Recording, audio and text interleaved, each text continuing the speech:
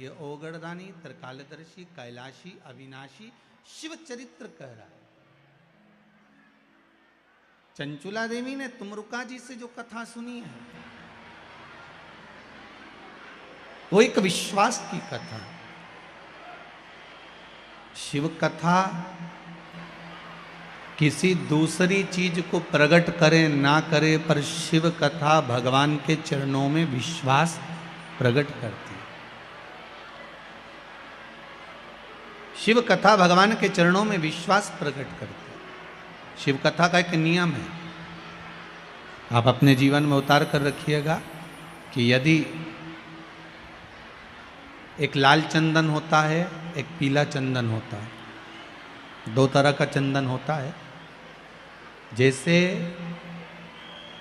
अगर हफ्ते में एक बार, कितने समय में, जम के बोलो जरा, हफ्ते में एक बार प्रयास करा करो कि लाल चंदन का पानी हम शिव जी को समर्पित करें। और लाल चंदन का पानी अगर शंकर जी को समर्पित कर रहे हो तो शिव मंदिर में चढ़ाने के बाद में थोड़ा सा पानी बचा हुआ किसी बेलपत्री के वृक्ष के नीचे समर्पित करो। किसी भी बेलपत्र के वृक्ष के नीचे लाल चंदन का पानी थोड़ा समर्पित करें। जैसे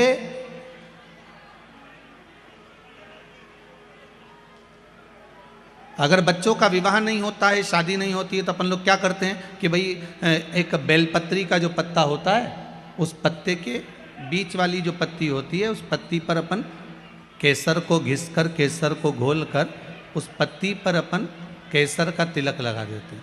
और केसर का तिलक लगाकर जिसका विवाह नहीं होता, उसकी ये बीच वाली उंगली पर ये बीच वाली पत्ती को अंगूठे से टच कर कर उसको रख देते हैं। उसका नाम और गोत्र बोलकर उस पत्ती को शंकर भगवान पर किसी भी प्रदोष के दिन शिव जी को समर्पित कर देते हैं। बस इतना याद रखें कि इस पत्ती का जो मुख है वो जलाधारी की ओर होना चाहिए। जब हम चढ़ाएं उस समय पर केसर का तिलक लगाकर अंगूठे से उसको टच कर कर नाम गोत्र बोलकर, जिसका विवाह नहीं हो रहा है, शादी नहीं हो रही है, शिव जी को उसे चढ़ा दो किसी भी प्रदोष के। और किसी भी शिव मंदिर में आप उसको समर्पित कर सकते। किसी भी प्रदोष को किसी भी शिव मंदिर में आप समर्पित कर दीजिए। बाबा से निवेदन करिएगा, बाबा स्वीकार करेगा और विश्वास है कि 3 महीने में बाबा उसका विवाह पक्का कर ही देगा। ये पक्का है। शिव स्मरण करनी है। भगवान देवाधिदेव महादेव की कथा कह रही है, शंकर का चरित्र कह रहा है, मेरे शिव का अनुमोदन कर रहा है कि शिव महापुराण विश्वास को जागृत करती है।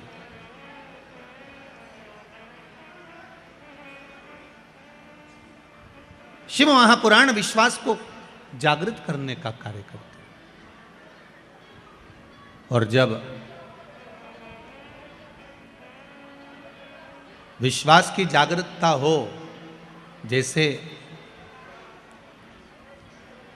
देवऋषि नारद जी ने तप किया, साधना करी, देवऋषि नारद ने खूब तप साधना करी। और जब देवऋषि नारद जी ने तप साधना करना प्रारंभ करा, तप साधना के बल पर देवऋषि नारद ने काम को जीत लिया, कामदेव पर विजय प्राप्त कर लिया।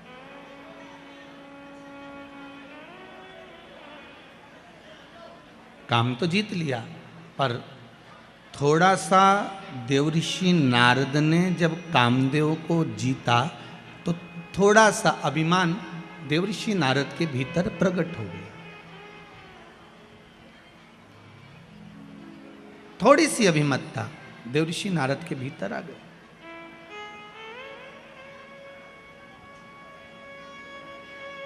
अब कोई बच्चा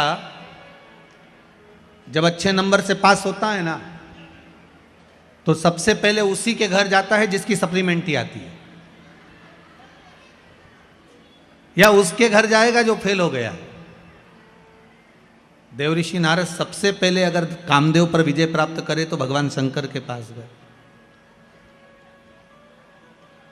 क्योंकि काम को जीतने में कामदेव को जीतने में शंकर भगवान के नेत्र खुल गए थे, कामदेव जलकर भस्म हो गया था, पर शंकर भगवान की समाधि टूट गई थी। भगवान ओघड़दानी की समाधि टूटी है, भगवान शिव की समाधि टूट गई। अब देव ऋषि नारद ने जाते से ही सबसे पहले शंकर भगवान के पास में जाकर हर हर महादेव कहा, और हर हर महादेव कहकर शंकर भगवान से कहा। भोलेनाथ जी ने कहा, ओ नारद जी कैसे आना हुआ? नारद जी बोले, आपको मालूम नहीं, मैंने कामदेव पर विजय प्राप्त कर ली। आप जानते नहीं?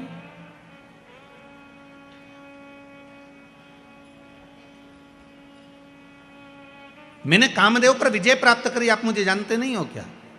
भगवान शंकर ने मन में सोचा कि मेरे को तो मालूम था कि आपने काम पर विजय प्राप्त कर ली, पर शंकर भगवान के सामने देव ऋषि नारद ने एक शब्द कह दिया, जिस कामदेव को आप नहीं जीत पाए उस कामदेव को मैंने जीता है। अब शंकर भगवान से कोई पूछे कि तुमने कामदेव को क्यों नहीं जीता, तो शंकर भगवान बोले, भैया ये रिश्तेदारी की बात है, रिश्तेदारी में हारना ही सबसे अच्छा काम होता है। बोलो सही है कि गलत है? अब जब दूल्हा दुल्हन का, बन्ना बन्नी का जब कंकन डोरा छोड़ा जाता है और उनको ऐसे कुछ पटक के पानी में, दूध की थाली में उनसे कहा जाता है इसमें ये सामान पड़ा है ना, उठा। अब बेचारा छोरा जो होता है, लड़का जो होता है, वो तो बेचारा शर्मा शर्मी में रह जाए कि बेचारी अब इसी को उठा लेने दो, दादा तू उठा ले, उठा ले। अब वो तो रह जाए, अब ये नहीं उठाए।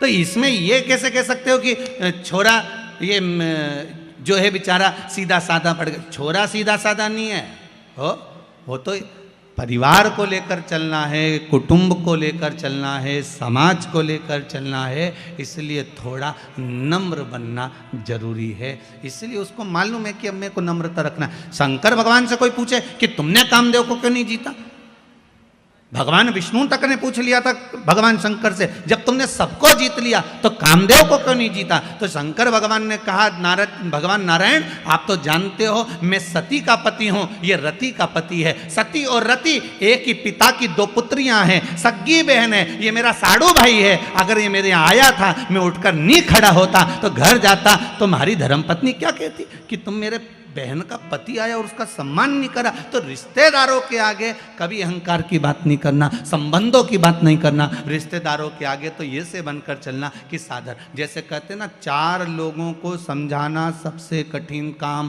पहला अपने पड़ोसी को, दूसरा अपनी पत्नी को, तीसरा अपने पति को, उसकी मर्जी पड़ेगी वही करेगा। चौथा अपने पुत्र को। आप दुनिया भर में सबको ज्ञान दे दो, कितना ही समझा दो, पर अच्छे से अच्छा व्यक्ति भी इनको नहीं समझा सकता। वो बेचारा बाहर कितना भी सत्ता दिखाए न, घर जाए ना तो तुरंत कह रहे मेरे से फालतू बात करना मत, समझा दे रही हूं मैं, तुरंत उठी जाए। इनके कितना ही समझा, शंकर भगवान तक नहीं समझा पाए थे सती मैया को। अगस्त ऋषि की यहाँ कथा सुनकर आए, कुंभज बाबा की यहाँ कथा सुनकर आए, और कुंभज ऋषि की यहाँ जब कथा सुनने के लिए गए, कुंभज बाबा के चरणों को भगवान शंकर ने जाकर प्रणाम करा। सती मैया से कहा नमन करो। सती जी पूछती हैं, मैं और अगस्त ऋषि को प्रणाम करूं? मैं आपकी अर्धांगिनी, मैं देवादिदेव महादेव की पत्नी हूं, मैं कैसे नमन कर सकती हूं? शंकर भगवान कह रहे हैं, ये अगस्त ऋषि हैं, कुंभज ऋषि हैं, संत हैं, ब्राह्मण हैं, गुरुजन हैं, इनको प्रणाम करो। सती मैया ने प्रणाम नहीं करा। सती को लगा कि ये कथा वाचने वाला जब हमको प्रणाम कर रहा है तो हम काय को प्रणाम करें? कथा वाचने वाले कुंभज ऋषि ने शंकर और सती को प्रणाम किया था, नमन किया था, क्योंकि अगस्त ऋषि को मालूम है वाचने वाले से बड़ा होता है, जम के बोलो, सुनने वाला। सुनने वाला इसलिए बड़ा होता है क्योंकि सुनने वाला जमीन पर बैठता है। जमीन पर बैठता है तो जो जमीन पर बैठे और जिसके पास जमीन ज़्यादा हो उसको लोग जमींदार कहते हैं। तो तुम सब तो हो जमींदार। कथा वाचने वाला 4 पाई की चौकी पर बैठता है, इसलिए बेचारा चौकीदार। तो जमींदार बड़ा होता है कि चौकीदार बड़ा होता है? जम के बोलो, जमींदार बड़ा होता है, क्योंकि उसकी मर्जी पड़ी तो पड़ी, बैठा तो बैठा, नहीं तो उठ के वो जाए, वो तो जा रहा है। और जमींदार की मर्जी, कहीं कहीं का पाँव भी लंबा कर ले, और कहीं कहीं का जमींदार तो इतना होशियार रहता है जेब में से निकाल के मल भी ले, उसकी मर्जी। और जैसे ही बीच में भजन आए तो फटकी भी दे रहे, और जैसे ही महाराज जी बोले हार हार, वो तो जमींदार है, उसकी मर्जी। पर बेचारा चौकीदार तो जो बैठा पाँव माँव जोड़ के, हाथ पैर जोड़ के कि 3 घंटा एक जगह बैठना है, कथा वाचना है, बस। तो जमींदार बड़ा कि चौकीदार? जमींदार बड़ा। राष्ट्र के 2 चौकीदार हैं, एक भारत की बॉर्डर पर बैठे हैं जिनके हाथ में हथगोले बंदूकें हैं, जो भारत की भूमि की रक्षा कर रहे हैं। और भारत के 2 चौकीदार हैं, एक भारत की बॉर्डर पर बैठे हैं हथगोले बंदूक लेकर, और दूसरे हैं भारत के संत महात्मा कथाकार जो हाथ में रामायण गीता और भागवत लेकर, शिव महापुराण लेकर बैठे हैं। वो भूमि की रक्षा कर रहे हैं, ये सभ्यता और संस्कृति की रक्षा कर रहे हैं। ये भी चौकीदार।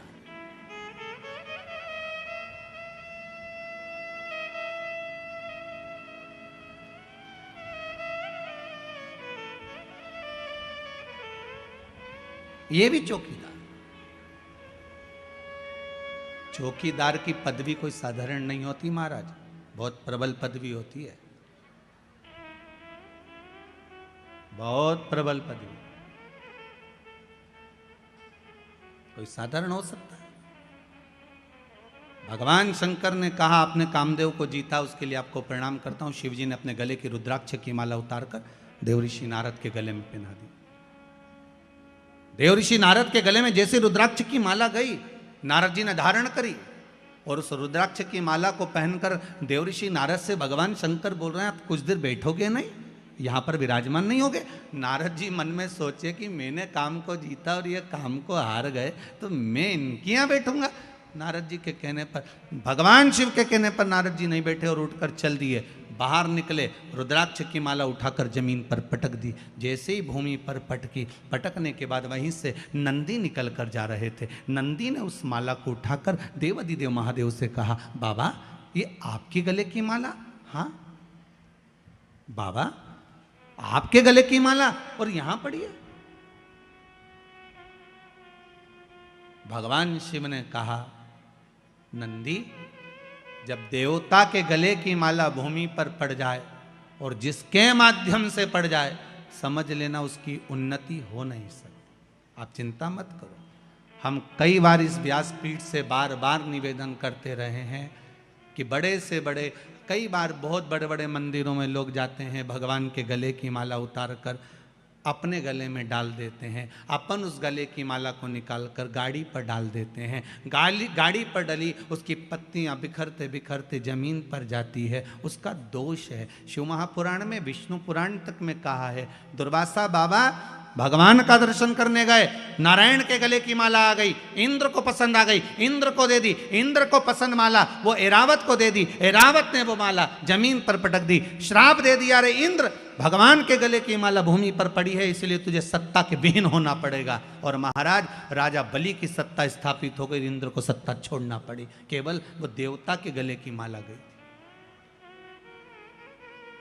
देवता के गले की माला। हम बार बार निवेदन करते हैं, भगवान की कोई वस्तु, भगवान पर चढ़ा हुआ निर्माल्य, एक बेलपत्री भी अगर शिव मंदिर जा रहे हो वो प्राप्त हुई है, या तो उसको संभाल कर रख लो, नहीं रख से बनाए तो उसको विसर्जन कर दो, पर कहीं पांव में ना आए उसका विशेष ध्यान रखिए,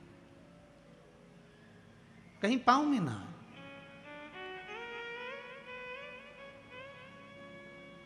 भगवान पर चढ़ा, आज देवर्षि नारद ने जो रुद्राक्ष की माला फेंकी है उसका भोग नारद जी को भोगना पड़ेगा। और नारद जी यहां से सीधे जब जाने लगे तो भगवान शंकर ने कहा, सुनो नारद रुको जरा, एक बात और अच्छे से सुनकर जाओ, जो तुमने मुझसे कहा वो महादेव की बात अब ये भगवान विष्णु से मत कहना। नारद जी को लगा एक तो मैं अच्छे नंबर से पास हो गया, ऊपर से कह रहे हैं कि किसी को बताया भी ना जा कि मेरे इतने % आए।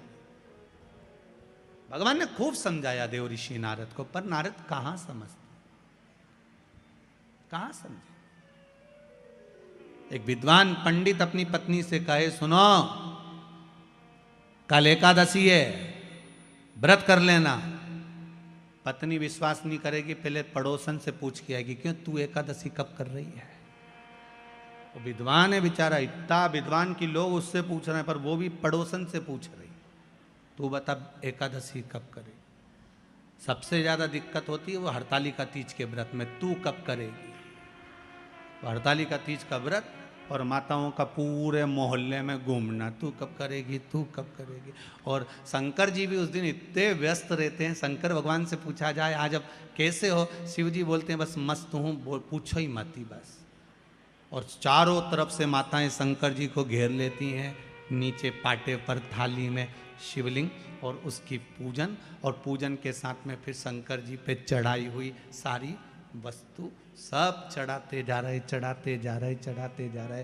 भोलेनाथ जी आराम से बैठे, साथ में पार्वती जी भी बैठी। पार्वती जी बोल रही हैं भोलेनाथ बहुत कुछ चढ़ा दिया गया है, भजन लग रहा होगा। शंकर जी बोले फालतू बात मत करो, सुबह 4 बजे तक ऐसी बैठी रहो, इसके सिवा में तो बोलना, अपने को नहीं बोलना बिल्कुल 4 बजे तक। बहुत अच्छा हुआ कि पोथी में सब कुछ लिख दिया कि ये चीज़ चढ़ाना, नहीं तो इनका मन पड़ता तो कद्दू लेके आ जाती बड़ा सारा, वो भी चढ़ा के चली जाती। बड़ा गजब का। सबसे ज्यादा आनंद शंकर जी से पूछा जाए कौन से दिन आता है, तो शिव जी कहेंगे मुझे हरतालिका तीज बड़ी पसंद है। शिव जी से पूछा वो क्यों, पार्वती जी ने जो तप करा था, साधना करी थी, उपास करा था, व्रत करा था, पार्वती जी ने ऐसा व्रत करा, ऐसा तप करा, ऐसी साधना करी, उस व्रत से मैं बड़ा प्रसन्न हूं। सबसे ज्यादा प्रसन्न मेरे शंकर हरतालिका तीज के दिन होते, सबसे ज्यादा प्रसन्न। और माताओं से निवेदन रहा है, बार बार कहते हैं आप अगर हरतालिका तीज का व्रत नहीं भी करते हो तो भी 5-6 वृक्ष की 7 वृक्ष की पत्तियों को तोड़कर हरतालिका तीज के दिन शंकर भगवान को समर्पित कर दो, शंकर जी उस व्रत को स्वीकार कर लेते हैं, इतने प्रसन्न हो जाते हैं मेरे दिल। शिव की प्रसन्नता है हरतालिका तीज का। सबसे सरल देव एक ही है, कौन से है, जम के बोलो जरा, देव अधिदेव महादेव, बहुत सरल।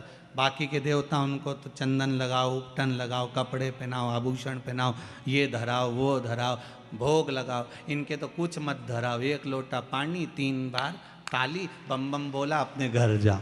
अच्छा, शिव जी के मंदिर में बैठने की भी जगह नहीं होती। राम जी के मंदिर में जाओ तो थोड़ा बैठ जाओ, भगवान विष्णु के मंदिर में जाओ तो बैठ जाओ, शंकर जी के मंदिर में बैठने की भी जगह नहीं होती, क्योंकि लोग पानी इतना ढोल के जाते, साड़ी भी बचा के चलना पड़ती है। तो शिव जी कहते हैं मेरे पास मत बैठो, मेरे पास बैठकर समय बर्बाद मत करो। मेरा ओघड़दानी, मेरा महादेव, देव अधिदेव महादेव कहते हैं, मैं जिसकी आराधना में लगा हूं, शंकर राम की आराधना करते हैं, राम शंकर की आराधना करते हैं। आपसे भी शिव जी कहते हैं आप भी उसकी आराधना में डूब जाओ, समय बर्बाद मत करो, ये समय बड़ा कीमती है, क्यों इसको छोड़ रहे हो, क्यों इसको बर्बाद करो। नारद जी पहुंचे भगवान विष्णु के यहां, भगवान विष्णु से देव ऋषि नारद ने जाकर कहा श्रीमन नारायण। भगवान विष्णु ने एक बार भी नारद जी से नहीं कहा कि बैठो, क्योंकि शंकर जी ने बैठने का कहा था तो नहीं बैठे थे, तो भगवान विष्णु क्यों बोले कि बैठो। नारद जी ने जाते से ही कहा प्रभु मैं नारद। भगवान कहते मैं जानता हूं, जिस कामदेव को भगवान ने नहीं जीता, देवाधिदेव महादेव ने नहीं जीता, उस कामदेव को देव ऋषि नारद ने जीता। आपको मालूम है, भगवान विष्णु की आंखों से जल बहने लगा, नारायण रोने लगे। नारायण को लगा कि ये तो डूबा, मुझे भी डुबा दिया, क्योंकि शास्त्र कहता है निंदा करने वाला और निंदा सुनने वाला, इन दोनों में महापापी कौन होता है, सुनने वाला। निंदा कर रहे थे नारद, सुन रहे थे भगवान विष्णु, तो महापापियों की गिनती में नारायण को भी आना पड़ा और रो पड़े। लक्ष्मी जी पास में खड़ी थी, माता लक्ष्मी ने पूछा नाथ क्यों रो रहे हो। भगवान कह रहे हैं इस देवऋषि नारद ने मुझे महापापियों की गिनती में खड़ा कर दिया। क्यों निंदा करी है नारद जी ने भगवान शंकर की, सबकी निंदा करते चल जाता, पर देवाधिदेव महादेव की निंदा सहन नहीं होती। जिसने दुनिया को केवल दिया है, उससे लिया नहीं, तो उसकी निंदा कैसे सुन सकते, उसकी निंदा कैसे सुने। प्रभु तो रो क्यों रहे हो। भगवान ने कहा, देव ऋषि नारद ने निंदा करी, शंकर जी की निंदा करने वाला, भगवान की निंदा करने वाला पशु का मुख लगता है, और निंदा सुनने वाले को भी पशु का मुख लगता है। नारद जी ने तो अपनी गति बिगाड़ ली, ये नारद को तो बंदर का मुख लगेगा, पर मैंने निंदा सुनी है इसलिए मुझे घोड़े का मुख लगेगा। भगवान विष्णु का एक अवतार हुआ, हयग्रीव अवतार, जिसमें भगवान को घोड़े का मुख लगा कि नहीं लगा? घोड़े का मुख, मुझे घोड़े का मुख लगेगा, और वो देवऋषि नारद के कारण लग रहा है, ये देवऋषि नारद के चक्कर में लग रहा है, ये घोड़े का मुख। रो रहे हैं भगवान। भगवान देवऋषि नारद से बोले, नारद जी आपने कामदेव को जीता मानते हैं, पर आपके ये शब्द नहीं निकलना थे कि आपने शंकर भगवान जिस कामदेव को नहीं जीते उसको हमने जीता है। आपने ये क्यों बोला? आपको ये नहीं बोलना था, आपने ये बोला, ये श्रेष्ठ नहीं। आप ये बोले हो, ये श्रेष्ठता नहीं है। महाराज ये गलत आपने संबोधन कर दिया, ये संबोधन श्रेष्ठ नहीं महाराज। और जब सुना,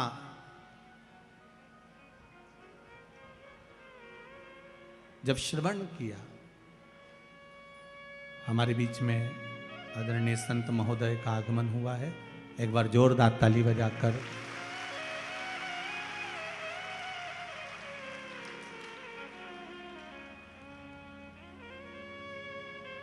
भगवान देवाधिदेव महादेव की कथा। शंभु शरणे पड़ी मांगू घड़ी दुख दया करी।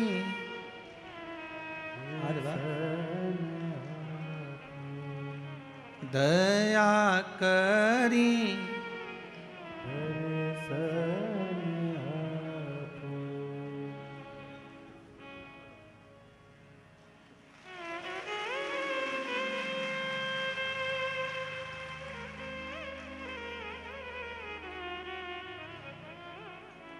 शंभु शरणे पड़ी मांगू घड़ी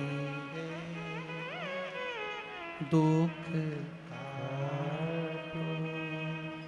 दया करी ने दर्शन दया करी ने दर्शन। हर हर महा भगवान शिव की कथा कर रही है, ओगड़दानी शंभू की कथा कर रही है। देवऋषि नारद के शब्द सुनकर भगवान विष्णु की आंख में जल भर गए। नारद अपनी गति तो बिगाड़ी बिगाड़ी, मेरी भी गति आपने बिगाड़ दी। और देवऋषि नारद रास्ते में से गए, वहां एक कन्या के स्वयंवर में पहुंच गए। सील निधि राजा की कन्या का स्वयंवर था, वहीं पर भगवान से रूप मांगा, बंदर का मुख लग गया और देवऋषि नारद का अभिमान टूटा। जाकर चंद्रभागा नदी के तट पर देवऋषि नारद ने तप साधना करी। कौन सी नदी पर पहुंचे? चंद्रभागा। पूरे भारत की भूमि पर केवल, पूरे भारत की भूमि पर एक मंदिर भगवान विष्णु का ऐसा है जहां भगवान नारायण के सिर पर शिवलिंग है। भगवान विष्णु के सिर पर शिवलिंग है, वो एक ही भूमि है, वो है पंढरपुर। चंद्रभागा नदी का तट, पंडरीनाथ जी का मंदिर, हरि विठ्ठल के मस्तक पर शिवलिंग विराजमान। जैसे शिवलिंग का पूजन करते हो, जलाधारी वगैरह सब है, ऐसी पंडरीनाथ हरि विठ्ठल के सिर पर शिवलिंग, जलाधारी सब विराजमान। पूरी भारत की भूमि पर एक ही मंदिर। चंद्रभागा के तट पर देवऋषि नारद ने तप करा, शंकर भगवान से विनती करी, भोलेनाथ आइए। तब बाबा विश्वनाथ भगवान शंभु ने आकर दर्शन दिया, मांगो क्या चाहिए। भगवान नारायण भी सामने आकर खड़े हो गए, प्रभु आपको मेरे मंदिर में प्रवेश करना है। भगवान कहे इतनी भीड़ कैसे आऊंगा। भगवान नारायण ने अपने मस्तक पर भगवान शंकर को विराजमान कर लिया। कितना प्रेम होगा देवताओं में, भगवान विष्णु, भगवान शंकर, भगवान ब्रह्मा में। पर हमने उनमें भेद कर दिया, ये राम वाला, वो कृष्ण वाला, वो जगदम्बा वाला, वो शिव वाला, हमने भेद कर दिया। पर भगवान में कभी भेद नहीं हुआ।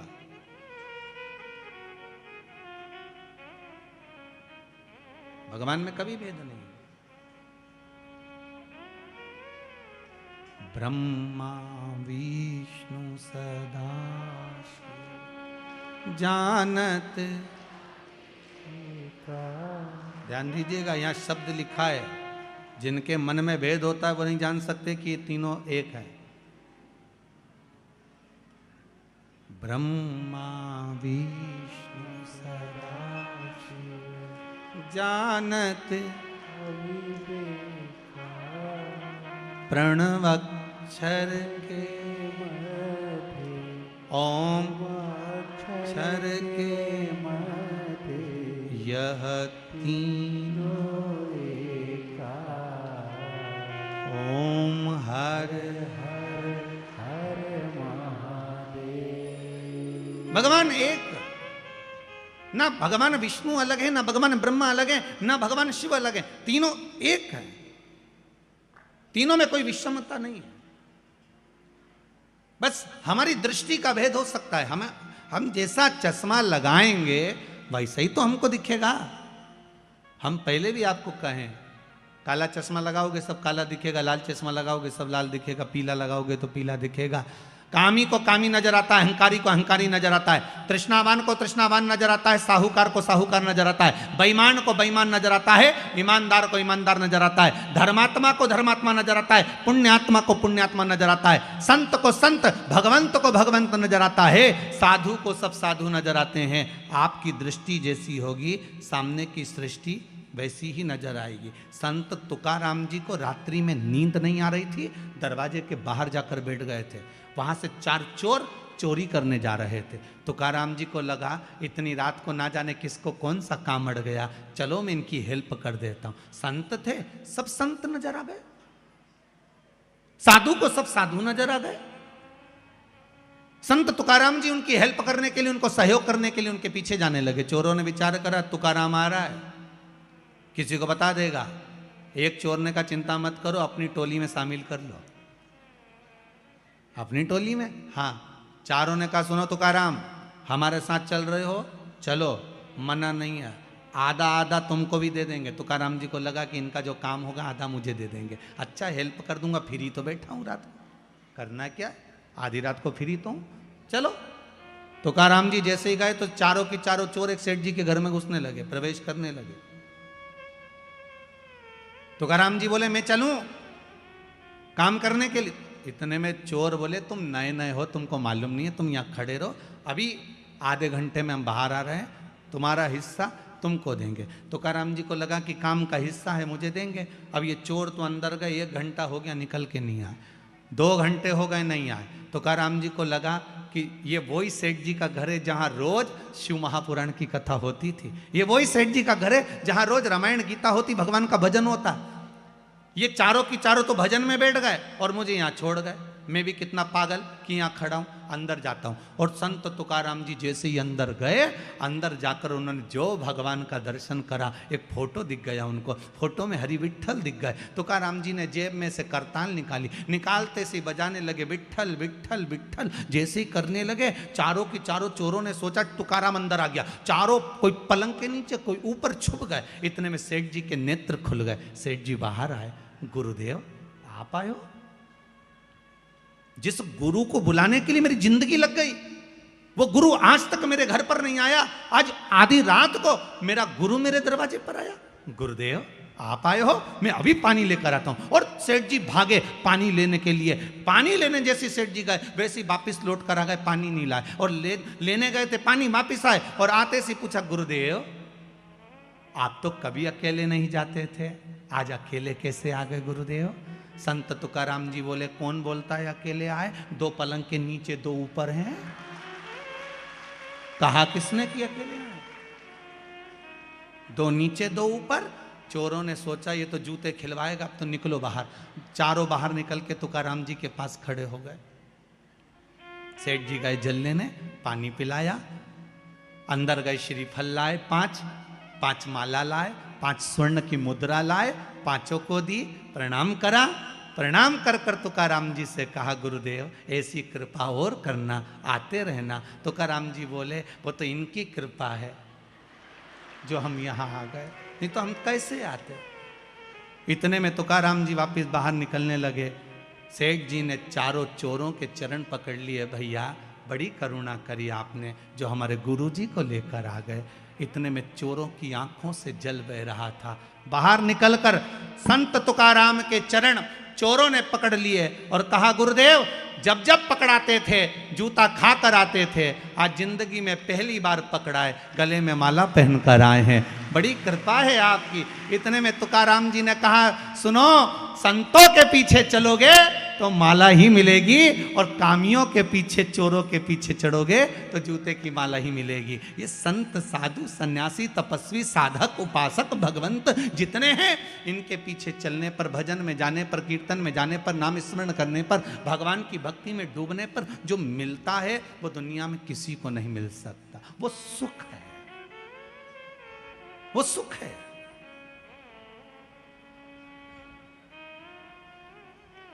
वो सुख कहीं नहीं मिल सकता। मैं कहने में पीछे नहीं हटूंगा। आदरणीय श्री कैलाश जी विजयवर्गीय जी विराजमान हैं, कहीं मेंदोला जी भी बैठे होंगे, श्री रमेश जी मेंदोला। कहने में पीछे नहीं हटूंगा। आपके क्षेत्र के जितनी भी विधानसभाएं होंगी इस इंदौर क्षेत्र के अंतर्गत, कहीं भोजन भंडारे और कथा भागवत इतनी होती कि नहीं होती, वैसे तो बहुत कम सुनने को मिलती है, पर आपका जो क्षेत्र है, जिस क्षेत्र के अंतर्गत कथा चल रही है, इस क्षेत्र के अंतर्गत जिस व्यक्ति से पूछो वो एक ही बात कहता है कि हमारे क्षेत्र के जो विधायक हैं और आदरणीय कैलाश जी हैं या रमेश, अच्छा एक बात और बड़े प्रेम से बोलते हैं, दादा हैं तो वो जो कथा करवाते हैं, जो कथा के बाद में या अन्य समय पर कथा नहीं भी होती, भोजन भंडारे जो होते हैं बड़े सादगीपूर्ण होते हैं। और उस सादगीपूर्ण भंडारे में एक भंडारे ने विश्व रिकॉर्ड तोड़ा है। मैं तो उस भंडारे में नहीं पहुंचा था, पर खबर पूरे भारत में है। वो है पितृ पर्वत पर श्री हनुमान जी के विराजमान होने का। उस भंडारे ने शायद विश्व रिकॉर्ड तोड़ दिया, सारे रिकॉर्ड तोड़ दिए। और एक ऐसा तीर्थ इंदौर नगर को दिया है, जीव रहे ना रहे, हम रहे ना रहे, परंतु वो तीर्थ अजर और अमर हो गया है। ऐसा तीर्थ आदरणीय श्री कैलाश जी विजयवर्गीय जी ने, मेंदोला जी ने और इनके साथ की जो टीम है उसने जो प्रदान करी है, उसके लिए बहुत बहुत साधुवाद है। वो बहुत बहुत अच्छी एक पहल और एक आनंद, बाबा की कृपा सुख देने के लिए। और हो संतों के पीछे चलना। तुकाराम जी की कथा कहती है, यहां भगवान विष्णु का चरित्र कर रहा है। देव ऋषि नारद का अभिमान तोड़ दिया गया। भगवान नारद जी का अहंकार था, अभिमान था, वो टूट गया। बानर का जो मुख लगा था वो छूट गया, भक्ति में लीन हो। शिव की भक्ति साधारण नहीं है। जितने जितने हमारे यहाँ पर जैसे कहते हैं ये ब्राह्मण है, ये माहेश्वरी है, ये अग्रवाल है, ये ताम्रकार है, ये स्वर्णकार है, ये चौरसिया है, ये वर्मा है, जैसे हमारे यहाँ कहते हैं ये सेन है, ये चर्मकार है, ये दर्जी समाज से है। हमारे यहाँ कहते हैं इन सब के जितने भी पुराने पुराने गुरु हुए हैं, उन गुरुओं को उठाकर देखना। जितने भी इनको वंश में रहे हैं वो सब शिव के उपासक रहे, शंकर के उपासक। शिव की आराधना के बिना कुछ मिला ही नहीं है। जितने मिले महाराज, भगवान राम जी के दो पुत्र लव और कुश, भगवान कुश की 34वीं पीढ़ी में, भगवान कुश की 34वीं पीढ़ी में श्री अग्रसेन महाराज का जन्म हुआ था, जिससे अग्रवाल समाज की वंश की उत्पत्ति माना गया। 34वीं पीढ़ी में। और श्री वल्लभ सेन जी जो श्री अग्रसेन जी महाराज के पिता हैं, वल्लभ सेन जी, उनकी जो धर्मपत्नी थी भगवती देवी जी, विदर्भ की थी। विदर्भ से दो माताएं हमारे यहाँ आई थी, एक सूर्यवंश में एक चंद्रवंश में। सूर्यवंश में वल्लभ सेन जी की जो धर्मपत्नी है वो विदर्भ की है भगवती माता जी, और विदर्भ से ही श्री रुक्मणी माता जी जो भगवान कृष्ण की धर्मपत्नी है। ये दो विदर्भ से आई।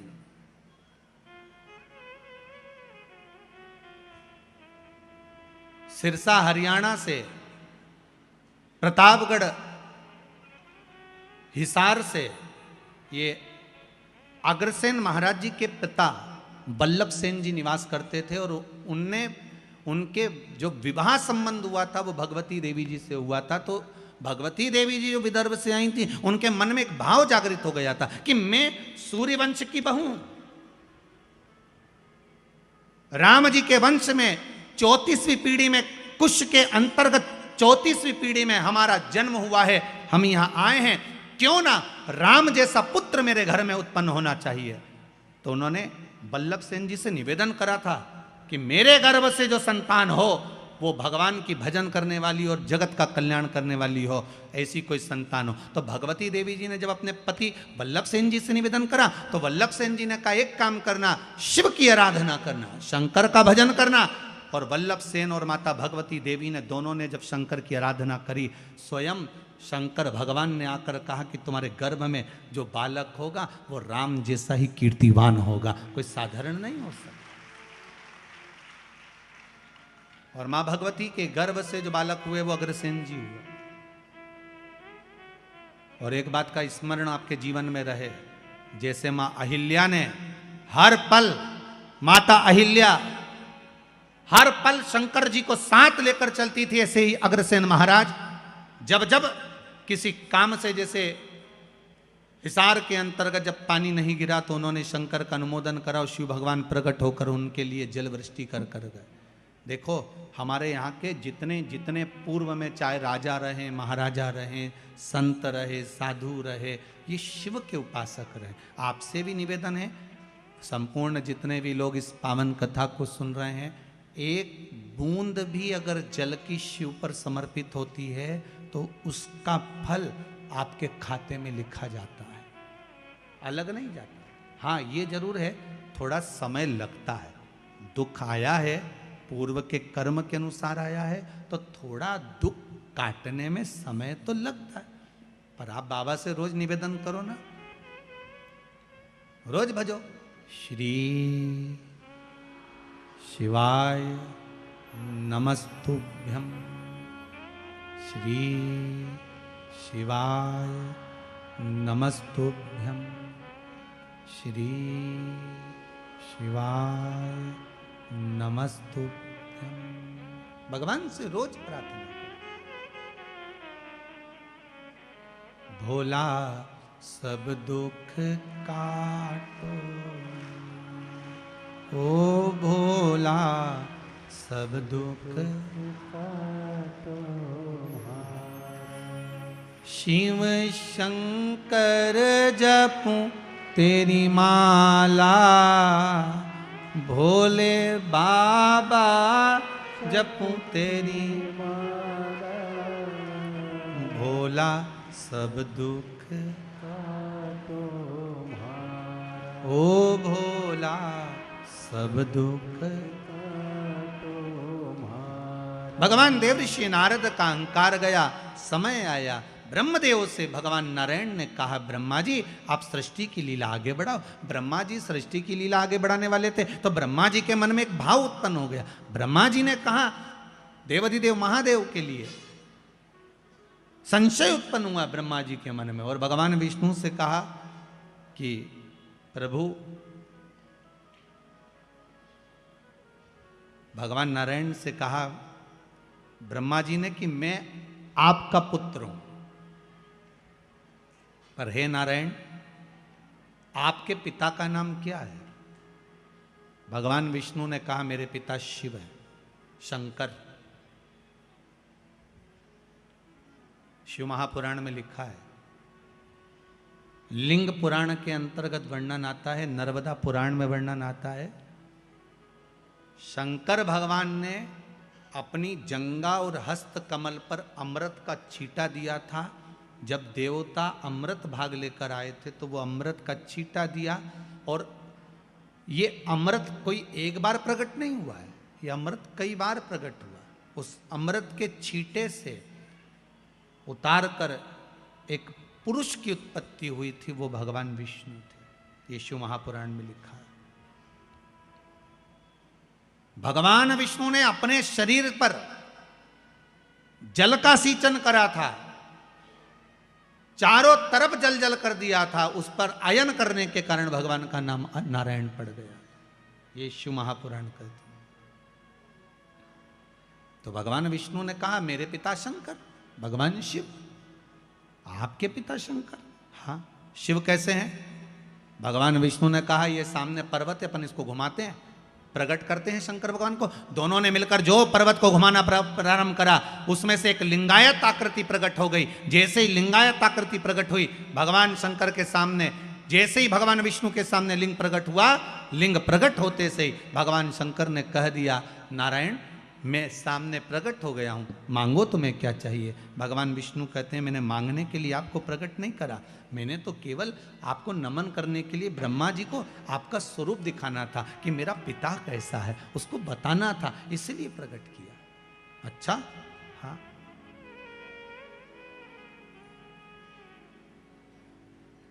मैंने आपको इसलिए प्रकट किया। भगवान ब्रह्मा जी के मन में भाव उत्पन्न नहीं हुआ। भगवान ब्रह्मदेव ने कहा अगर ये शंकर भगवान का जो शिवलिंग है, भगवान का जो स्वरूप है, इनके चरण कहाँ है, इनका सिर कहाँ है? जिस शिवलिंग पर आप पानी चढ़ाते हो उसका चरण कहाँ पर है? ढूंढा कभी आपने? जिस शिवलिंग पर आप जल चढ़ाते हो उसका सिर कहाँ पर है? ढूंढा कभी आपने? इस शिवलिंग का चरण कहाँ है, इस शिवलिंग का सिर कहाँ पर है, पता करो जरा। भगवान ब्रह्मा जी ने कहा नारायण मुझे बताओ इनका सिर कहाँ है, इनका चरण कहाँ है, भगवान शंकर का स्वरूप कहाँ है? भगवान कहने लगे, विष्णु जी बोले, नारायण बोले आप बताओ क्या करना है। भगवान ब्रह्मा जी ने कहा एक काम करो, मैं जाता हूं शिवलिंग के सिर पर, आप जाइए शिवलिंग के चरण पर। पता करना है कि भगवान शंकर के चरण कहाँ हैं और सिर कहाँ है। भगवान विष्णु ने मना करा, मैं जानता हूं चरण नहीं मिलेंगे, ना सिर मिलेगा ना चरण मिलेंगे, पर नहीं माने, चले गए, जाते गए, जाते गए, जाते गए। भगवान नारायण पताल में जाते गए और भगवान ब्रह्मा आकाश में जाते गए। शिवलिंग बढ़ता चले गया, ब्रह्मा जी को शिवलिंग का छोर नहीं मिला। अंत में ब्रह्मा जी हार गए। सामने केतकी का पुष्प मिला, केतकी के फूल को ब्रह्मा जी ने उठा लिया। उठाकर ब्रह्मदेव ने बोला एक केतकी के फूल पुष्प तुम मेरे साथ नीचे चलो, भगवान विष्णु के सामने जाकर कह देना ब्रह्मा जी को भगवान शंकर का सिर मिल गया। केतकी का फूल बोला मैं काय को झूठ बोलूं। व्यक्ति झूठ जब बोलता है जब उसका कोई फायदा होता है, और एक झूठ अगर व्यक्ति ने बोल लिया तो उसको फिर झूठ पर झूठ बोलना पड़ता है। जैसे बटन लगाते ना लोग बात, अब हमारे पास तो बटन वाली शर्ट भी नहीं तो बता देते, हमारे पास तो बद्दी वाली है। बटन जो लगाते हैं ना, एक बटन अगर गड़बड़ लग गई है तो पूरी शर्ट की डिजाइन बिगड़ गई है। एक झूठ अगर गड़बड़ बोल दिया है तो तुम्हारी जिंदगी की भी डिजाइन गड़बड़ हो गई है, ध्यान रख लेना। इसलिए बटन सही लगे, एक बटन गड़बड़ है तो दूसरी भी गड़बड़ लगेगी, दूसरी गड़बड़ है तो तीसरी भी गड़बड़ लगेगी, तीसरी है तो चौथी भी गड़बड़ लगेगी। इसलिए सही बटन लगाओ, झूठ पर मत जाओ। राम नाम जम के तो बोलो, राम नाम सत्य है, सत्य को जीवन में उतारने का प्रयास करिए। सबसे ज्यादा प्रिय शंकर जी को सत्य ही, बोलो सत्य। पर आज के जमाने में सत्य बोल दो तो लोगों को बुरा लग जाए। गुरु जी सत्य बोल दो, सत्य है। केतकी के फूल ने कहा मेरा भला क्या होगा अगर मैं झूठ बोलूंगा तो। भगवान ब्रह्मा जी ने कहा सारे देवताओं पर तुझे चढ़वाऊंगा, सुगंधित बनाकर रखूंगा, चल। केतकी मान गई। आगे चले तो सामने से गौ माता निकल कर जा रही थी। गाय को देखा, ब्रह्मा जी ने कहा गौ माता रुको तो, इधर आओ। गौ माता आई। ब्रह्मा क्या बात है? गौ माता जी ने कहा, ब्रह्मा जी बोले तुम हमारे साथ चलकर नीचे एक बार भगवान विष्णु के सामने कह दो कि ब्रह्मा जी को सिर मिल गया, शिवलिंग का सिर मिल गया ब्रह्मा जी को, आप चलकर कह दो। गौ माता ने कहा मेरा फायदा क्या है? ब्रह्मा जी बोले घर में सबसे पहली रोटी बनेगी तो तुम्हारे को ही दी जाएगी। व्यक्ति का फायदा होता है तब वो झूठ बोलता है। गौ माता ने झूठ कह दिया, ठीक है चलो। ब्रह्मा जी नीचे आए। भगवान विष्णु ने पूछा ब्रह्मदेव आपको भगवान शंकर का सिर मिल गया? ब्रह्मा जी बोले नारायण पहले आप बताओ कि आपको भगवान के चरण मिल गए? भगवान विष्णु ने पहला ही शब्द सत्य का बोल दिया कि मुझे शंकर भगवान के चरण नहीं मिले। अब एक बार सत्य बोल दिया तो फिर झूठ बोलने की बात ही नहीं। जिस दिन शंकर भगवान ने भगवान ब्रह्मा के सामने शिवजी के सामने सत्य बोला था, उस दिन से भगवान विष्णु का नाम सत्य नारायण पड़ गया। क्या नाम पड़ा? सत्यनारायण। अब पूछोगे गुरु जी ये कथा कहाँ से ली है कि भगवान विष्णु का नाम सत्यनारायण पड़ा? तो स्कंद पुराण में सत्यनारायण जी की कथा को निकालना, उसमें लिखा है भगवान नारायण ने एक बार सत्य कहा था भगवान शंकर जी के सामने कि मुझे चरण नहीं मिला, तो भगवान विष्णु का नाम सत्य नारायण पड़ गया। अब भगवान विष्णु ने कहा ब्रह्मदेव आपको शंकर भगवान का सिर मिल गया? ब्रह्मा जी बोले हाँ मिल गया। ना मानो तो केतकी के फूल से पूछो। जब तुम सत्य बोल रहे हो तो प्रमाण देने की जरूरत क्या है? सत्य को प्रमाण चाहिए क्या? नहीं। प्रमाण किसको चाहिए? असत्य को। असत्य को प्रमाण।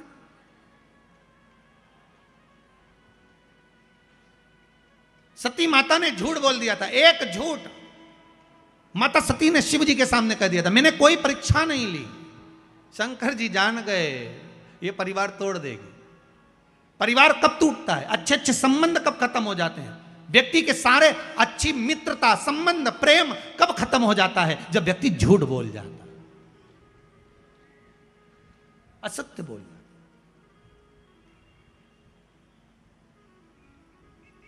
केवल एक झूठ के चक्कर में माता सती ने अपना पूरा परिवार नष्ट कर लिया, शिव के करीब नहीं जा पाई। एक झूठ ने सती माता को शिव से दूर कर दिया, असत्य बोल दी। अब आज माता भगवान ब्रह्मा जी ने कहा मेरे को भगवान विष्णु का भगवान शंकर का सिर मिला है। शिवलिंग में से आकाशवाणी हो गई ये ब्रह्मा झूठ बोल रहा है, झूठ बोल रहा है। ब्रह्मा जी बोले आकाशवाणी झूठी है, ना मानो तो केतकी के फूल से पूछ लो। भगवान विष्णु ने केतकी के फूल को हाथ में लिया और पूछा बोल केतकी क्या ब्रह्मा जी को सिर मिल गया शंकर भगवान का? केतकी का फूल बोला हाँ ब्रह्मा जी को भगवान शंकर का सिर मिल गया। भगवान शिव जी की आकाशवाणी हो गई केतकी के पुष्प। तू झूठ बोल रहा है? हे केतकी के पुष्प, मैं तुझे श्राप देता हूं, सारे देवताओं पर तू चढ़ेगा पर शंकर पर कभी नहीं चढ़ेगा। अगर एक केतकी का पुष्प शंकर पर चढ़ गया तो 1000 गौ हत्या के बराबर दोष लग जाता है महाराज। इसलिए केतकी का फूल सारे देवताओं पर चढ़ता है पर शंकर पर भूल से नहीं चढ़ता, कभी भी केतकी का पुष्प नहीं चढ़ेगा। मैं तुझे श्राप देता हूं कि तू मुझ पर कभी नहीं चढ़ सकता। 1000 गौ हत्या के बराबर दोष है केतकी का फूल अगर शिव पर चढ़ जाए। ब्रह्मा जी बोले आकाशवाणी झूठी है, ना मानो तो आप गौ माता से पूछ लो। बोलो गौ माता क्या भगवान ब्रह्मा को भगवान शंकर का सिर मिल गया? बोलो आप। गौ माता बोली हाँ सिर मिल गया ब्रह्मा जी को भगवान शंकर का। फिर आकाशवाणी हो गई है गौ माता झूठ बोल रही है। भगवान शंकर ने कहा गौ माता तू जगत की मां होकर झूठ बोलती है? मैं तुझे श्राप देता हूं गौ माता, तेरा पूरा शरीर पूजा जाएगा पर तेरा मुख अपूज्य माना जाएगा। तो झूठ बोली है, तेरा ये मुख अपूज्य होगा। गाय का पूरा शरीर पूज्य है पर गाय का मुख अपूज्य है। हिंदू धर्म में कन्यादान, वस्त्रदान, अन्नदान, स्वर्णदान, भूमि दान, मुद्रा दान,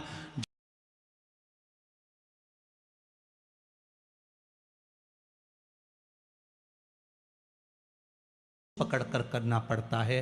गाय के आगे से कभी गौदान। मेरी प्रीत ना टूटेगी भोले बाबा से, मेरी प्रीत ना टूटेगी। जो गाय के पीछे से पूंछ पकड़ कर करना पड़ता है। हिंदू धर्म में सारी परिक्रमा आगे से, पीपल की परिक्रमा आगे से, मंदिर की परिक्रमा आगे से, माता पिता की परिक्रमा आगे से, गुरुजन की परिक्रमा आगे से, तीर्थ की परिक्रमा आगे से। पर हिंदू धर्म में एक परिक्रमा ऐसी है जो पीछे से चालू होकर पीछे विराम होती है, वो गौ माता की परिक्रमा है। गाय की पूंछ से चालू होकर पूंछ पर विराम होती है, क्योंकि इसने झूठ बोल दिया।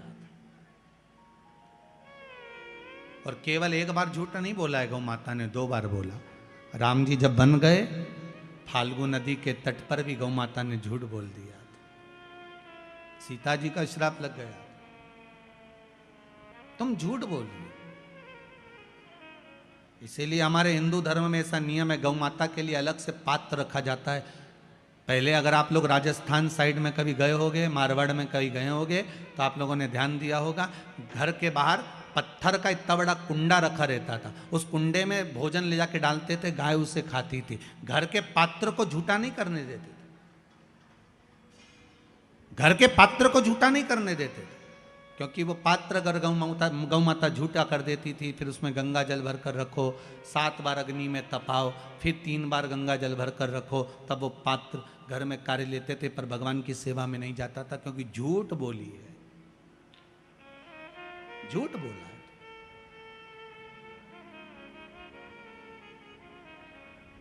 और देखिए, वही गौ माता जिसने झूठ बोला, वही गौ माता शंकर से बाद में निवेदन करती है कि दुनिया के लोग मुझे पूछेंगे नहीं, आप कृपा कर दो। शंकर भगवान ने कहा, तू क्यों चिंता करती है गौ माता, भले तू झूठ बोल ली, पर मैं शिव हूं, मेरे को लोग ओघड़ी कहते हैं, चिंता मत कर, मेरा एक जन्म तेरे गर्भ से होगा। गौ माता, तेरे गर्भ से जन्म लूंगा, तू क्यों चिंता करती है।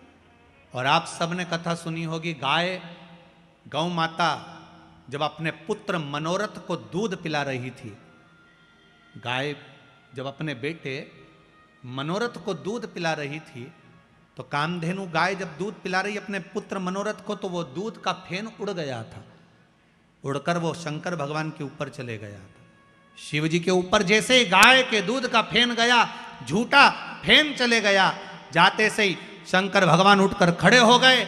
गौ माता को लगा कि भोलेनाथ मेरे पुत्र को मार देंगे। शंकर जी ने इशारा करा, गौ माता ने मुख को खोला और तेज श्वास ली। श्वास लेते से ही शंकर भगवान को गाय निगल गई। शिव जी गौ माता के पेट में जाकर बैठ गए। 7 रात्रि तक भगवान शंकर गौ माता के पेट में बैठे रहे। अब जरा ध्यान दीजिएगा, जिस गौ माता के पेट में शिव बैठे हैं, उस गौ माता के पेट में आप लोग जो भोजन पॉलीथीन में डालकर बाहर पटक देते हो, गाय वो खा जाती है, और वो पॉलीथीन गाय के पेट में जाती है, वो कैंसर बना देती है। जरा विचार करिए, गौ माता को कितना कष्ट होता होगा, कितना। तो 7 रात्रि तक भोलेनाथ माता गौ माता के उदर में बैठे रहे, पेट में बैठे रहे। जब गाय के पेट में मेरा भोलेनाथ बैठा रहा, हाहाकार मच गया, शिव कहाँ गए ढूंढने के लिए प्रयास करा गया, अथक प्रयास माता पार्वती जी ने करा। तब मालूम पड़ा कि गौ माता निगल गई शिव जी को। तब गौ माता से प्रार्थना करी गई, और गाय से प्रार्थना कर कर गौ माता के उदर से भगवान शंकर को प्रकट करा गया। गौ माता ने कहा, मेरा पुत्र नंदी बनकर आप प्रकट हो, और शिव जी नंदी ध्वज बनकर प्रकट होते हैं, स्वयं नंदीश्वर बनकर। कोई साधारण है? गौ माता पूज्य बना दिया वापिस मेरे शिव, वापिस पूज्य बना दिया। शंकर है ही ऐसा। मेरा ओगड़दानी, मेरा शिव है ही ऐसा।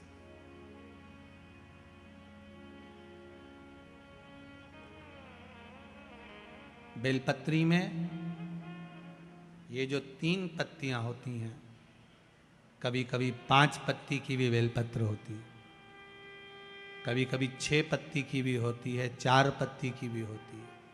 उस बेलपत्र का बड़ा महत्व होता है महाराज जी।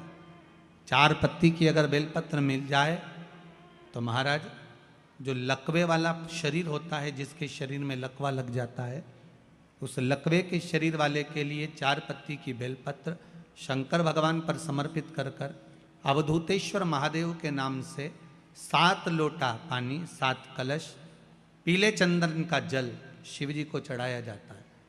4 पत्ती की बेलपत्र को वापस उठा कर लाते हैं, उसको धोकर जो लकवे का शरीर वाला मरीज होता है, धीरे धीरे उसको चूर कर उस बेलपत्र को खिलाना प्रारंभ कर देते हैं।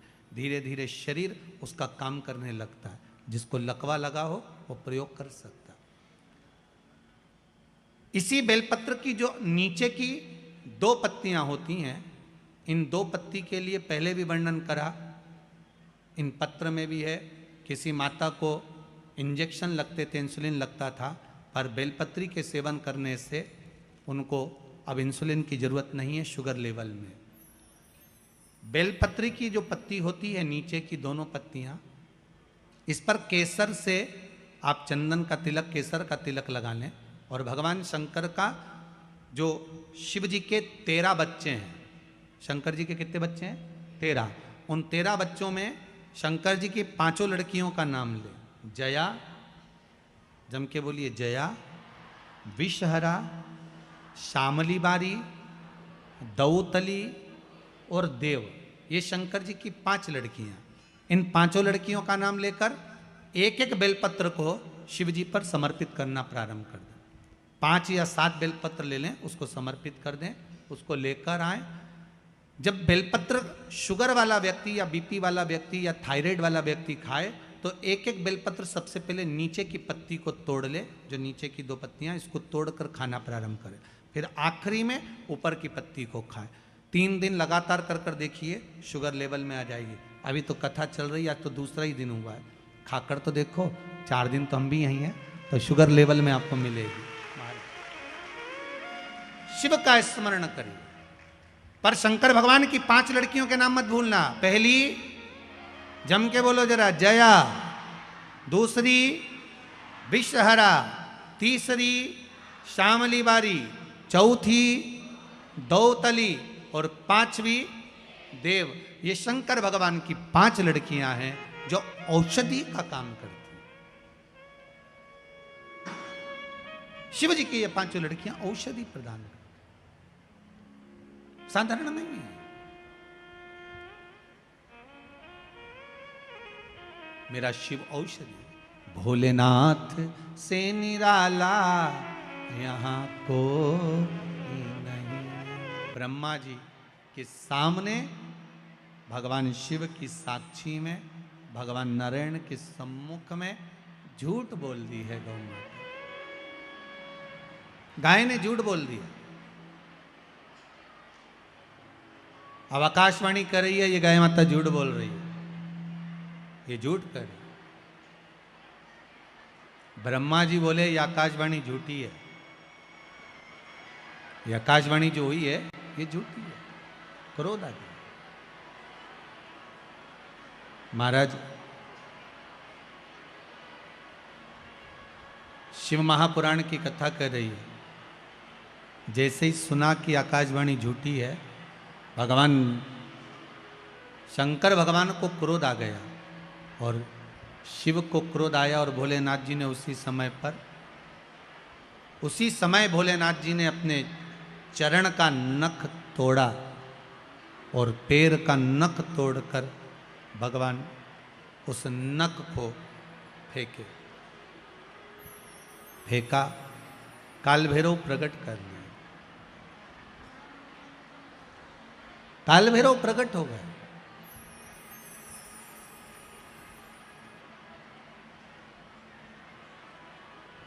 जब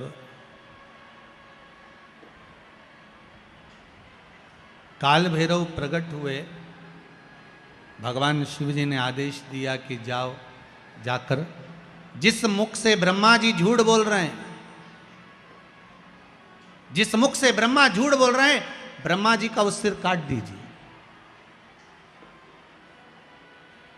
फिर ध्यान देना, शंकर भगवान को प्रसन्न करने का सबसे सुंदर तरीका है एक लोटा जल। पर एक लोटा जल ना हो तो बेलपत्र, बेलपत्र ना हो तो 3 बार ताली, 3 बार ताली ना हो तो बम बम भोले, और ये भी ना हो तो अपने जीवन में दिन भर में कम से कम एक बार सत्य बोलो। दिन भर में एक बार कितना बोलना है? एक बार बोल लो, बहुत है।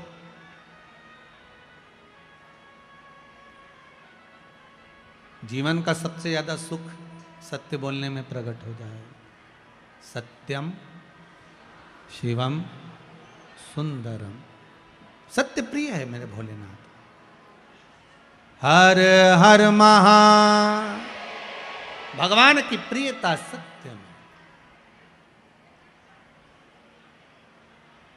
सत्य में प्रियता मेरे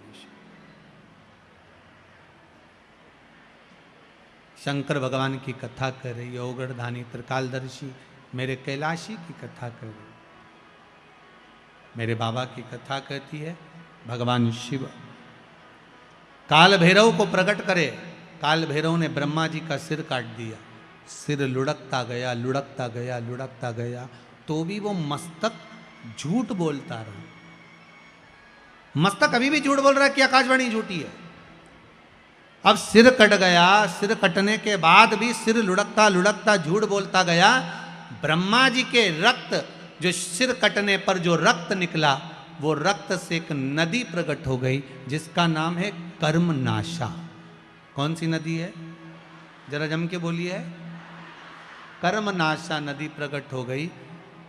भगवान शिव ने कहा ये कर्मनाशा नदी ब्रह्मा जी के सिर कटने पर प्रकट हुई है। ये कर्मनाशा नदी भारत की भूमि पर एक ऐसी नदी है जिस नदी पर कुत्ता भी पानी नहीं पीता। भारत की भूमि पर केवल एक नदी ऐसी है जिस पर पक्षी भी अपनी चोंच उस नदी के पानी को नहीं लगाता, वो कर्मनाशा।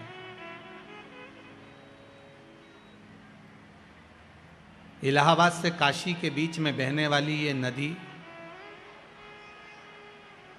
वैसे तो 14 किलोमीटर की है, पर आजकल अगर लोग नेट पर सर्च करते हैं तो वो 20 किलोमीटर की दिखती है।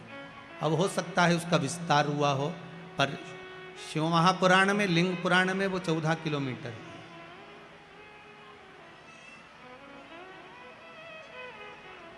एक कर्मनाशा नदी जिस पर यूपी गवर्नमेंट ने बड़े बड़े बोर्ड लगा कर रखे हैं, इसमें हाथ ना धोइए, इसमें पांव ना धोइए, इसका स्पर्श ना करिए, ये कर्मनाशा है।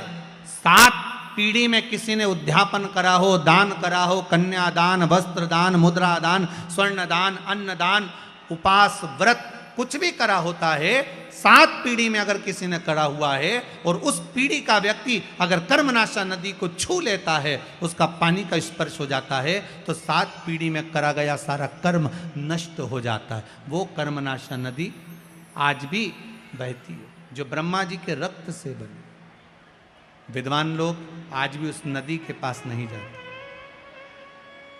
उस नदी के करीब में नहीं पहुंचते।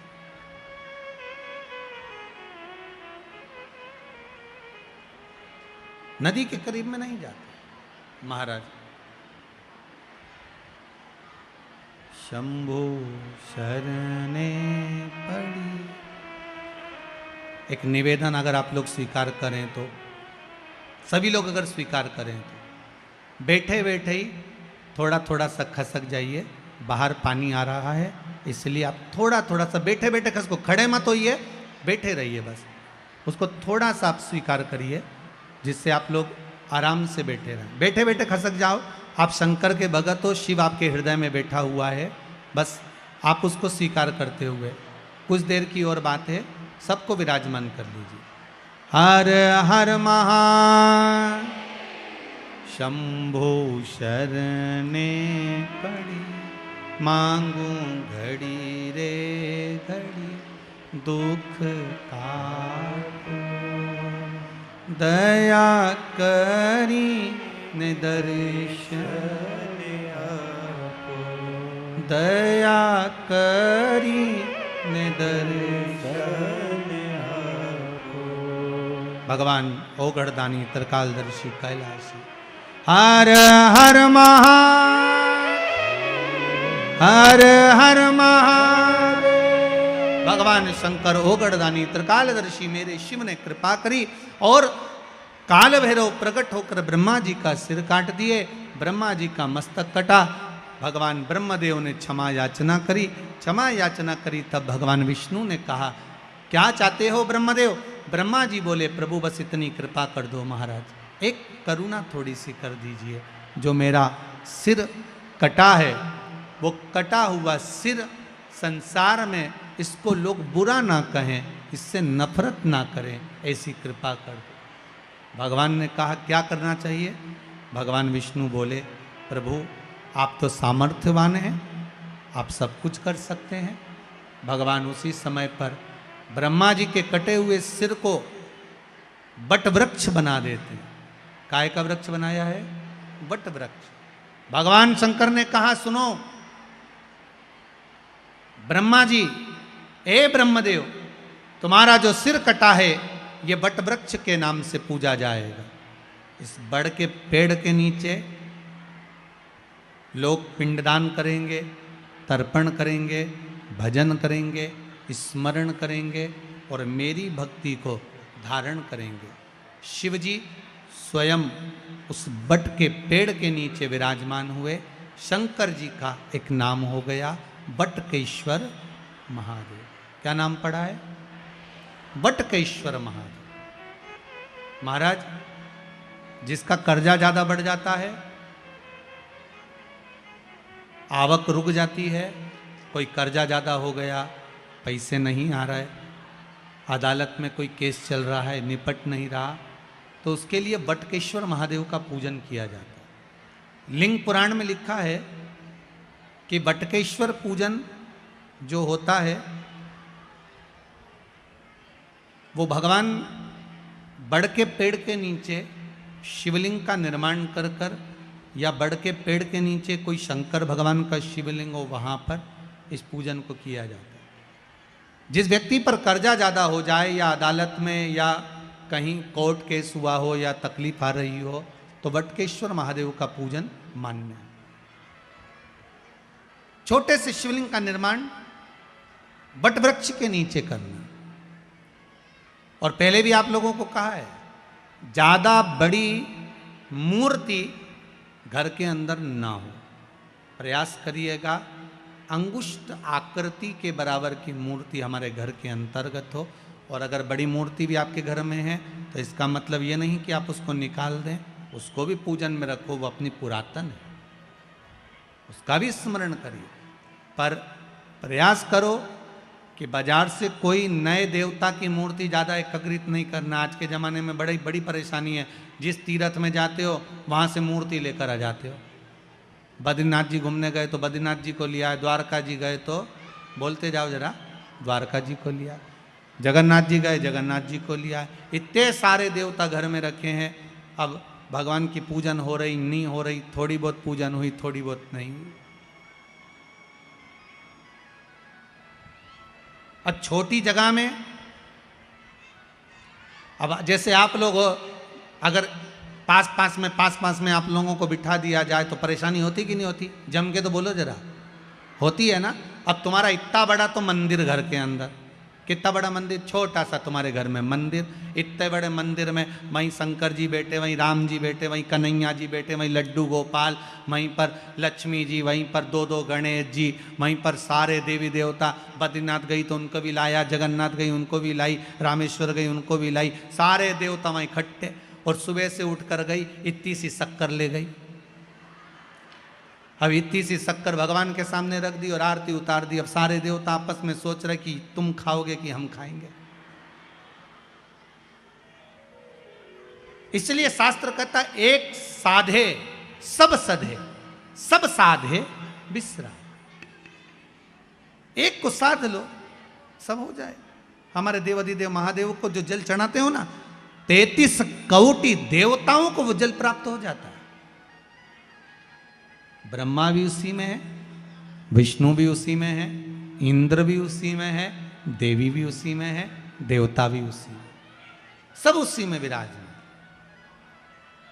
कहीं हमें भटकना नहीं है उसको ढूंढने के लिए, सब उसी के भीतर विराजमान। एक बेलपत्री का पत्ता, मात्र एक बेलपत्री का पत्ता, जिसके भीतर ब्रह्मा भी है, विष्णु भी हैं, शिव भी हैं, और इस बेलपत्री के बीच वाली पत्ती से लेकर जहां 2 पत्तियां रहती हैं, उस पत्ती के बीच में जो गैप होता है डंडी का, इसमें 64 योगनियां भी हैं। 64 योगनियां देवियां भी इसके अंतर्गत विराजमान है। और उस डंडी के नीचे जहां 2 पत्ती है, इस 2 पत्ती के नीचे की जो लंबी डंडी रह जाती है, इसमें 33 कोटि देवताओं का भाग है। उस डंडी के नीचे जो छोटा सा एक मोटा सा भाग रह जाता है, कई बार आप लोगों ने बेलपत्री को तोड़ा होगा तो नीचे एक मोटा सा भाग रह जाता है, महाराज उसके अंतर्गत सारे तीर्थों का भाव जागृत रहता है। उस बेलपत्री को केवल साधारण ना समझे, शिव को अगर समर्पित कर रहे हैं तो वो संपूर्ण उसी के अंतर्गत, संपूर्ण।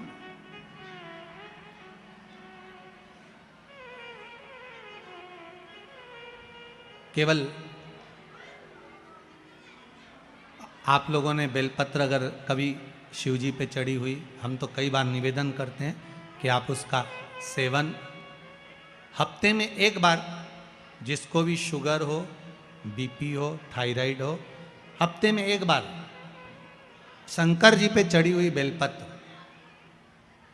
अवधूतेश्वर महादेव के नाम से, कौन से महादेव? अवधूतेश्वर महादेव के नाम से खाना प्रारंभ कर देना चाहिए हफ्ते में एक बार। और जिसके भी घुटने में प्रॉब्लम रहती है या डॉक्टर ने बोल दिया कि घुटना बदलना पड़ेगा, तो उनके लिए निवेदन है, शिवरात्रि के दिन रात्रि को 12 बजे शंकर जी पे चढ़ी हुई बेलपत्र, भगवान शंकर पर चढ़ी हुई बेलपत्र, शिव जी के मंदिर पर ही बाहर खड़े होकर शिखर का दर्शन कर कर उस बेलपत्र को चबा चबा कर खा लीजिए। घुटना बदलने की जरूरत नहीं पड़ेगी, कभी भी घुटना बदलने की जरूरत नहीं। और कई लोगों ने प्रैक्टिकल करके देखा है, आपके बीच में ही लोग बैठे होंगे, बहुत सारे लोग आपके भीतर बैठे होंगे, कई लोग बैठे होंगे जिन्होंने उस प्रैक्टिकल को करा होगा, जिन्होंने किया होगा, और कई लोगों को उसका लाभ प्राप्त हुआ होगा, कई लोगों। अब शिव महापुराण की कथा कर रही है, शंकर का चरित्र का, ओगरदानी मेरे त्रिकालदर्शी की कथा कर रही है। महाराज ब्रह्मा जी से कहा, ब्रह्मदेव, भगवान शिव का नाम बटकेश्वर महादेव पड़ गया, बड़ के पेड़ के नीचे मेरे शंभु मेरे शंकर विराजमान हो गए। आगे जो पावन चरित्र आया है शिव महापुराण का, जैसे आपको वर्णन किया, ब्रह्मा जी ने भगवान शिव से पूछा कि सृष्टि का निर्माण कैसे करना है, वो दर्शन आप कराइए।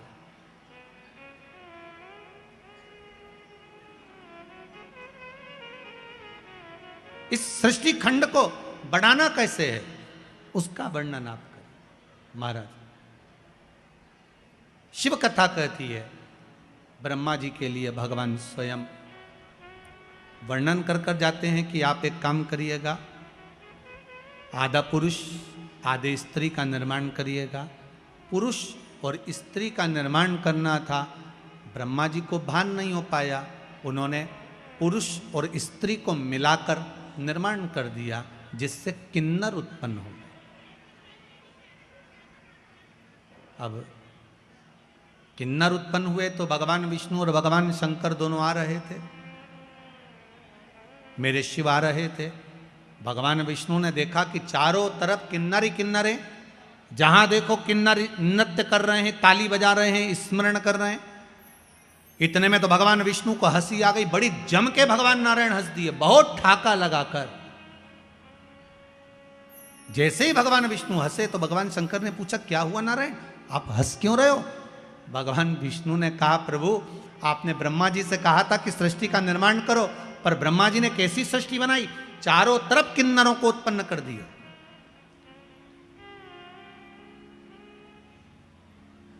सबसे पहली सृष्टि का निर्माण में किन्नर उत्पन्न हुए थे, इसलिए आज भी शुभ कार्य में, घर के मंगल विवाह में, बच्चों का जन्म होता है, उसमें किन्नर आमंत्रित होते हैं और किन्नरों को कुछ देना पड़ता है।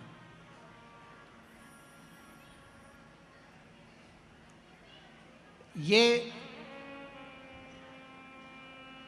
भगवान ब्रह्मा की बनाई हुई सृष्टि में से प्रथम सृष्टि में किन्नर थे। भगवान विष्णु हंस दिए, शंकर भगवान को थोड़ा सा क्रोध आ गया कि ब्रह्मा जी ने निर्माण करा और तुम हंस रहे। शिव महापुराण की कथा कहती है, कभी अंधे को देखकर मत हंसो, कभी लूले को, विकलांग को, चरण नहीं, हाथ नहीं, बहरा है कोई, वाणी से विहीन है कोई, उसको देखकर कभी नहीं हंसना। शिव महापुराण की कथा कहती है, एक जन्म हमको लेना पड़ता उसी के जैसा जिस पर हंसे हैं हम। और भगवान विष्णु को भी लेना पड़ा किन्नर का अवतार, भगवान नारायण को भी किन्नर बनना पड़ा, केवल हंस दिए थे थोड़ा सा। और भगवान विष्णु जो ठहाका लगाकर हंसे, शंकर भगवान ने कह दिया, नारायण आप ब्रह्मा की बनाई हुई सृष्टि पर किन्नरों पर हंसे हो, आपको पृथ्वी पर जाकर किन्नर बनना पड़ेगा, आपको भी किन्नर बनना पड़ेगा। भगवान विष्णु की आंख में से जल बह गया, नारायण रो दिए, शिव आप मुझसे कह रहे हो कि मुझे किन्नर बनना पड़ेगा? हाँ, क्योंकि आप ब्रह्मा की बनाई हुई सृष्टि पर हंसे हो। और आया समय, जिस समय पर पांडव और कौरवों का युद्ध प्रारंभ होना था, कुरुक्षेत्र की भूमि पर जब युद्ध करने के लिए कौरव और पांडव पहुंचे, तो कुरुक्षेत्र की भूमि पर चंडी प्रकट हो गई। कुरुक्षेत्र की भूमि पर चंडी प्रकट हुई और चंडी ने कहा, सुनो कौरव और पांडव, ये भूमि मेरी है, भूमि पर युद्ध करने से पहले कौरवों को अपने परिवार में से किसी एक की बलि देना पड़ेगी और पांडवों में से परिवार में से किसी एक की बलि देना पड़ेगी, तब तो तुम इस कुरुक्षेत्र की भूमि पर युद्ध लड़ सकते हो। अब कौरव तो खुश हो गए, क्योंकि हम 100 भाई, एक आध अगर बलि में मर भी गया तो 99 तो बचेंगे। पर दुख तो पांडवों को था, 5 में से एक मर गया तो फिर युद्ध कैसे होगा। भगवान कृष्ण को चिंता व्यापने लगी, टेंशन पड़ गया मेरे ठाकुर को, चिंता व्याप गई, करना क्या है। तब भगवान कृष्ण को याद आया, अर्जुन जिस समय द्रौपदी को विवाह कर कर लेकर आया था, लाकर द्रौपदी को जब खड़ा करा, माता कुंती से कहा, मां देखिए हम क्या लेकर आए, और माता ने कह दिया 5 वही बांट लो। द्रौपदी ने अर्जुन से पूछा क्या बात है, अर्जुन ने कहा तुम्हें 5 पतियों की पत्नी बनना पड़ेगी। द्रौपदी ने कहा मैं पत्नी बनने को तैयार हूं, पर शर्त एक है, मेरे कक्ष में